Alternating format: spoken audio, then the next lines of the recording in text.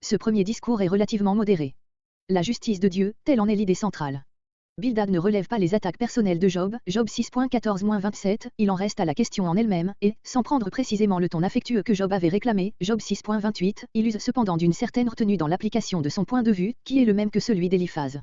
Cependant il a le triste courage d'insinuer que la mort des enfants de Job est causée par leur péché. Il commence par répondre aux accusations que Job vient de diriger contre la justice divine, tout en faisant espérer à son ami une réhabilitation. Versets 2 à 7, il a recours à la sagesse des pères pour prédire la ruine inévitable des méchants. Versets 8 à 19, il termine par une perspective consolante. Versets 20 à 24, sans oublier la menace. Verset 22. Verset 2. Ce langage, les reproches que Job vient d'adresser à Dieu, Job 7.11-21. Verset 4. Si tes fils. Bildad n'affirme pas, il suppose le cas où les fils de Job auraient péché. Mais on voit bien qu'il pense qu'il en a été réellement ainsi. Il les a livrés.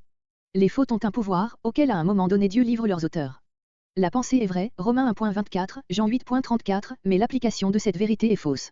Dieu est juste, mais les événements de la vie ne sont pas toujours le fait de la justice rétributive de Dieu, Jean 9.13, Luc 13.4-5. Le lecteur, qui a lu le prologue, comprend cela. Mais ce qu'il y a précisément de tragique dans notre drame, c'est que les acteurs, Job et ses amis, ignorent ce qui s'est passé entre Dieu et Satan et qui expliquerait tout. Verset 5. Mais si toi, qui vis encore et qui, moins frappé, et moins coupable. Verset 7.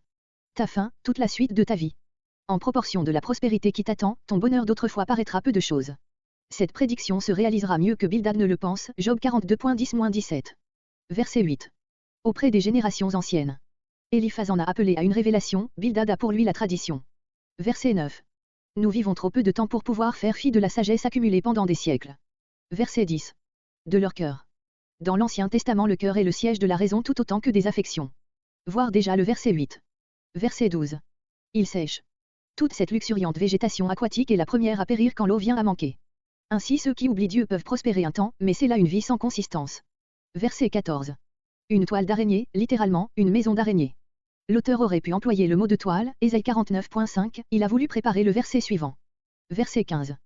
Quand des fautes personnelles affaiblissent un malheureux, il lui reste les avantages que lui donne son nom, sa famille, sa fortune. Mais cela même ne le sauve pas toujours. Verset 16. Il peut pendant un certain temps prospérer admirablement. Verset 17. Il pénètre jusqu'au roc, littéralement, il voit la demeure des pierres. Verset 18. Mais il peut être arraché comme un autre et alors c'est pour jamais. Elle le renie et dit. Même personnification que Job 7.10. Verset 19. Telle est la joie de sa vie, littéralement, de sa route. Ironique.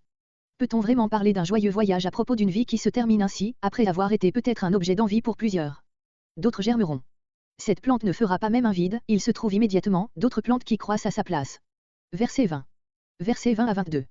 Tu vois que, selon les pères, il ne faut pas accuser Dieu d'injustice, si d'une part, il ne rejette pas l'homme intègre, début du verset 20, de l'autre il ne soutient pas le méchant, fin du verset 20. De ces deux vérités, c'est surtout la première qui est développée dans ce qui suit, verset 21 et début de 22.